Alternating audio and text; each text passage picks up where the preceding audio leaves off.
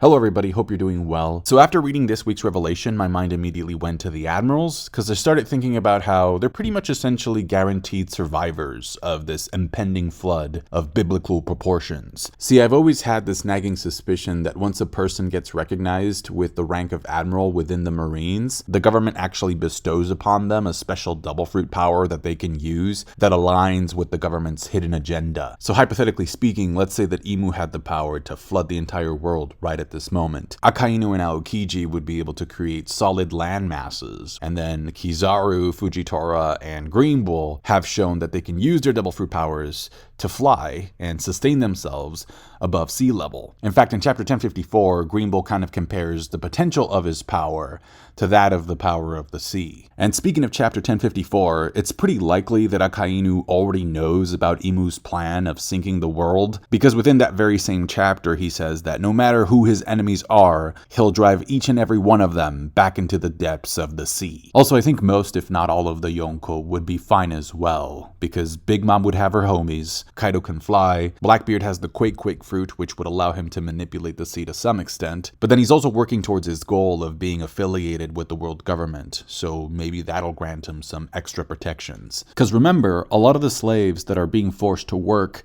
over at Tequila Wolf, which is this pretty big bridge that has been under construction for a long time and is also above sea level, a lot of the slaves there that are working on that project were actually citizens of countries that refused to ally themselves with the world government. And this whole idea of this upcoming flood really reminds me of Kaido's words to Luffy in Wano, where he kind of implies that near the end game of the story, double fruit powers won't be enough, and that only Haki can transcend all. This is also where I was going to make a joke about rats being excellent swimmers, but at the very least, I think it's important to note that Shanks' crew doesn't appear to have any double fruit users in it. Now, in regards to the main cast, I feel like as long as you had a sturdy ship and a good helmsman like Jinbei, you'd be okay. And speaking of the Straw Hats, I really enjoyed how much creativity went into this week's color spread. Definitely one of my favorites that we've gotten in a while. Chopper being the pawn pieces reminded me of the automata that we see during NL's cover story. By the way, the person who created the automata in the first place, Dr. Tsukimi, was actually from the exact same place that Vegapunk was from, which also happens to appear in this chapter. Of course, I'm talking about the city, or the future city of Baltimore. Plus, the wiki also refers to the same place as Katakuri Island.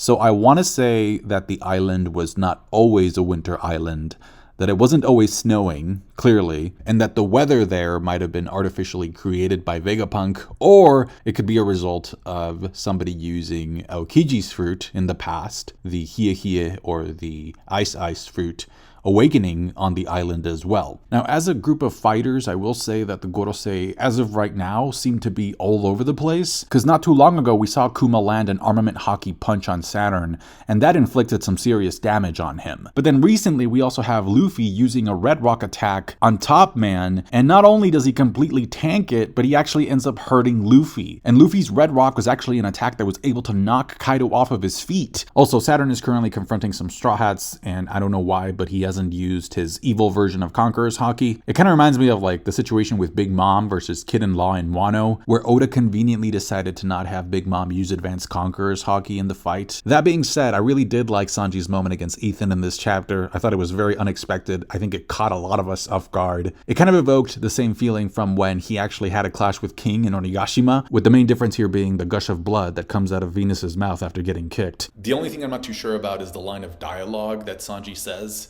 as he's about to attack, because in the official translation he says, "Wait, Frankie, move it. The only one who gets to score points with Bonnie is me." So does Sanji know that Bonnie is 12? I think not, right? I don't think that's been revealed to him yet. I hope not. I really hope not. If I'm not mistaken, I think Venus Judo actually took out the giant that was in charge of carrying Kuma to the ship. And then we pretty much cut away right before we can see the effect of Bonnie's giant attack on him. Visually, though, it's pretty obviously a reference to the Gear 5 attack that Luffy pulled against Kaido. Speaking of Wano, the last cover story update that we got showed Kinemon giving Yamato an envelope, asking for a favor in return. And so, if you remember, near the end of Wano, Kinemon told Kawamatsu that he wanted to build a temple similar to the one that is dedicated to Ryuma, but that he wanted this new temple to overlook the the flower capital and be in honor of Odin. And then around that one, he also wanted to build more temples honoring the daimyo, including Yasui. And so because of that and the Ryuma mention, I'll reiterate that I think it's incredibly likely that we will be getting more Shimotsuki lore out of this cover story. I also think it's pretty obvious that in order for the plan of sinking the world to work, Imu needs to have access to whatever the energy source of the Mother Flame is. And pretty much the conclusion that I've sustained is that the reason for why the government is not able to create the Mother Flame on their own is because they killed Nika. And Nika was the one who created this energy source that was being used in the ancient past to sort of power the ancient kingdom, if you will. Specifically, I'm referring to the concept of this never-ending flame that was mentioned by Lilith at the beginning of the arc. So sort of like this Amaterasu type of power. Now, we already know that Vegapunk's dream is to be able to provide the world with energy free of charge so that people don't have to fight over it due to it being a finite resource. And then he also says that the closer he gets to being able to invent this type of energy, the closer he is to discovering and understanding the power source of the ancient giant. Now, the whole thing about Vegapunk making some coffee before dropping the announcement initially was kind of framed as a gag, but in the previous chapter, I did notice that Oda was trying to hide a piece of dialogue, because there's this moment where Vegapunk says that he doesn't want to drink the coffee because it's too hot, and then I think it's either Shaka or Pythagoras who says, why not use thermoelectric elements to take the coffee's heat and convert that energy into, and the dialogue kind of gets cut off. But the point of it is that Oda's making it a point here to stress the importance of heat and fire as an energy source. And we've obviously already seen Luffy be able to produce both. We see it in the steam of his Gear Second and also in the fire he produces in his red named attacks. Now, if you saw my previous video, which I know a lot of you didn't because the way the YouTube algorithm suggests videos now is very different to how it was in the past, which is actually responsible for creating an increased sense of burnout to the point where a number of creators are choosing to just ultimately leave YouTube altogether. But anyway, if you watch that video, what I'm about to say shouldn't come as a surprise, which is that in Enies Lobby, there's a scene where Lucci's trying to figure out how Gear Second works. And so he pretty much says like, oh, I think I get it. What you're doing is that you're increasing the circulation of your blood by using your legs as pumps. Now, if a normal human being were to do that, that would kill them because the pressure would be too much. But because Luffy's organs, including his heart, are made out of rubber, he can actually withstand it. That being said, Lucci still mentions that even though that's the case, that Luffy's heart can withstand the pressure, he's still diminishing his lifespan by using that technique. And so if we add that piece of information to the stuff that we've seen with Gear 5 about how it's literally kind of Luffy igniting his heart in a way to be able to get into that mode, or to be able to get back into that mode, I think it's pretty clear that the key to this never-ending source of energy that Vegapunk wants to discover, the key to being able to replicate the Mother Flame indefinitely, and the key to the source of power that's awakening the ancient giant is going to turn out to be Joy Boy / Luffy's heart. Historically, a big part of pirate lore / lingo when it comes to using maps is that X marks the spot of the treasure. And so we have Luffy with a big ol' X across his chest, marking his heart as the source of a treasure. There's just a bunch of hints that point towards Luffy being the source of energy here. Like, for example, the fact that he has the sun god Nika fruit. Why was Nika called the sun god? Well, I think it's because he was a source of energy for people in the past. Plus, like I said, he also produces steam with his Gear Second, as well as fire with his red attacks. The anime also gave us 2 extra hints about this. So in Wano, when Momonosuke is up against Green Bull, there's this moment where he's having a really hard time being able to produce the Boro breath, the fire of, his dragon form.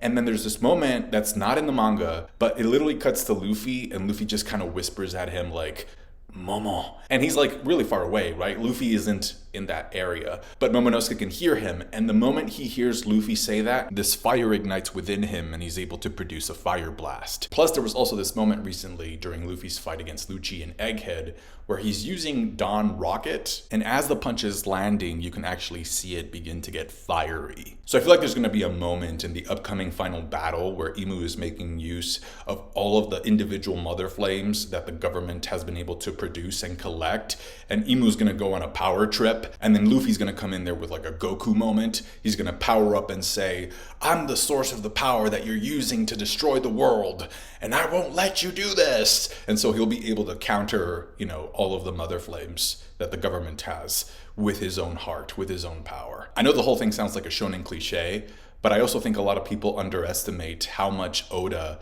absolutely loves Dragon Ball. And so in regards to how the government was able to defeat Joy Boy in the past, I think it's pretty obvious that they forced Joy Boy to burn himself out. I mean, that's kind of what's going to happen to our sun, right? Because it's a star. So eventually it's going to burn out. And taking it back to the Gear Second conversation with Lucci, Lucci tells Luffy, you're burning yourself out using Gear Second. Like you're shortening your lifespan. And then Luffy has the most Luffy-esque response to that. He says, in the manga, he says, it's better than doing nothing while my friends are taken away. Or another version of that is him saying, it's better than losing all sorts of things right before my eyes. So I think that's what ended up happening to Joy Boy in the ancient past. That's how he was defeated.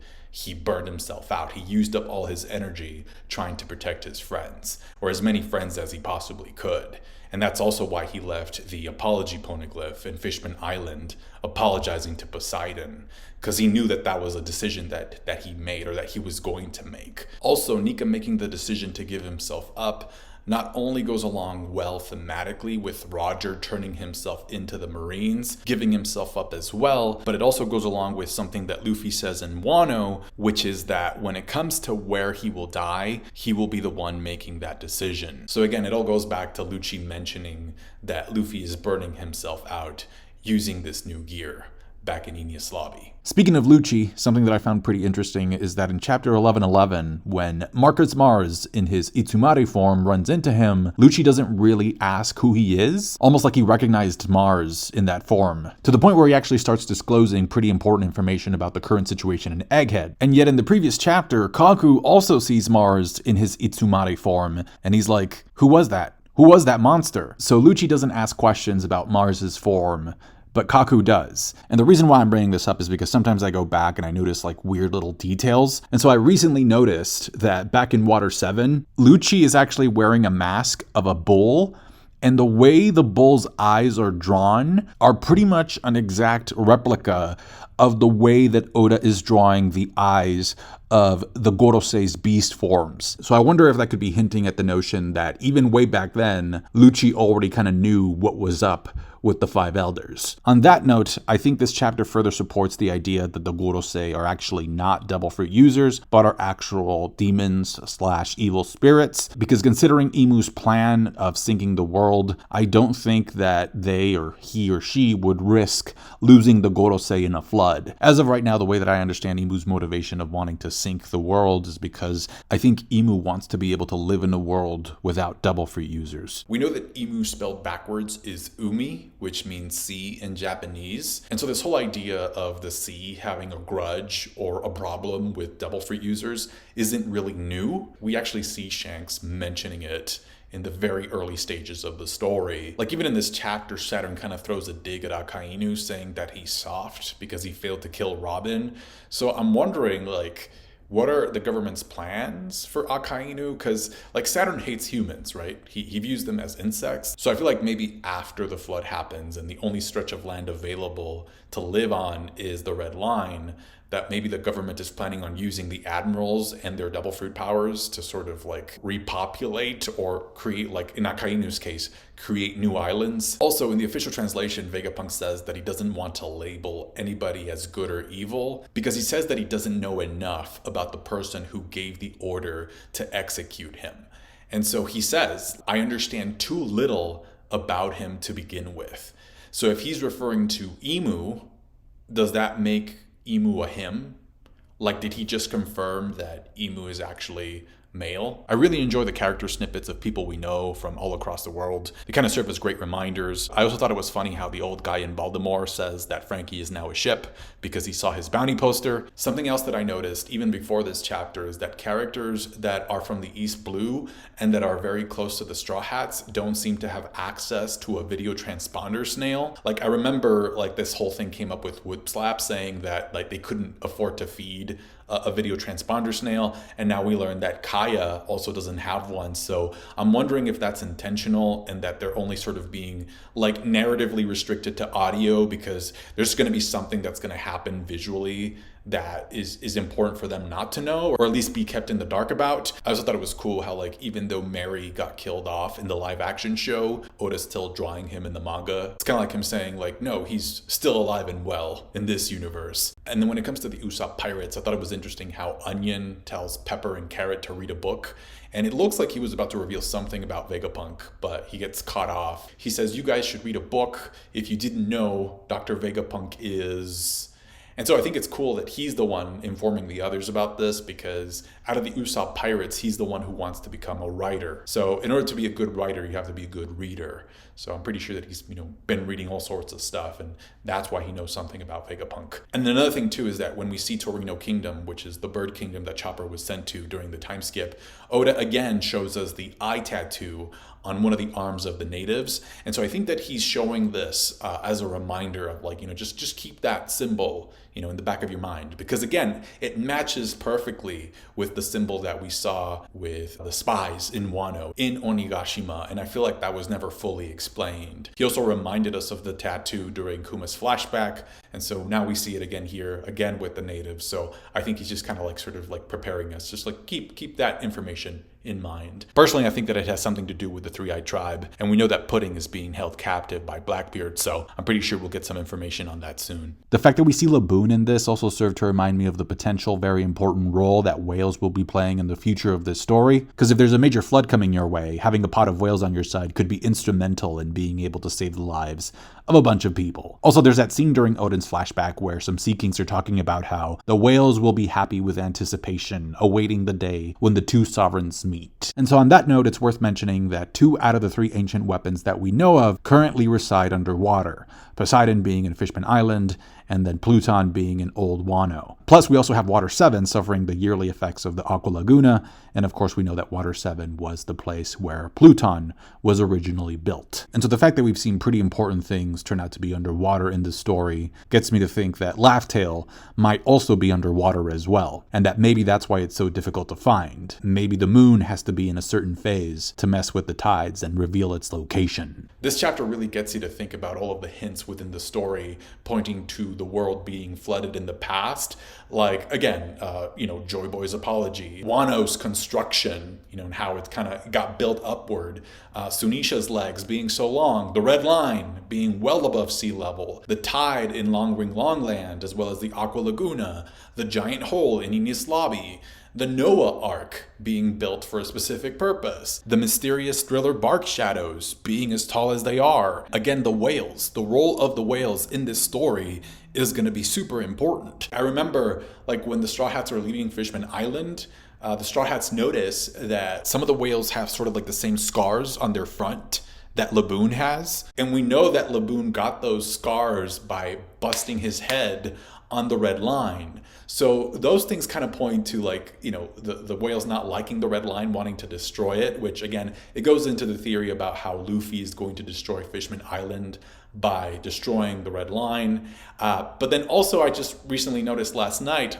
I was reminded of Kuma using his double fruit to be able to get to Egghead, and he just smashes into the red line as well, sort of like implying that, not only is the red line man-made, but it kind of restricts like movement, it restricts freedom, and so that thing needs to be destroyed by the end of the story. But what's interesting too is that Marco remembers that Whitebeard said to him that the red line used to be known as the land of gods. So I'm like, so did those so-called gods build the red line? And if so, for what purpose? Was there an evil god that was actually thinking about flooding the world, and that's why it was constructed? And if so, is that evil god Emu? That's going to do it for me today, guys. Thank you so much for watching and for your high level of empathy regarding my inconsistent upload dynamic that I've been having recently. Really appreciate it. Take care. I hope you guys have a great week. Catch you guys later. Bye.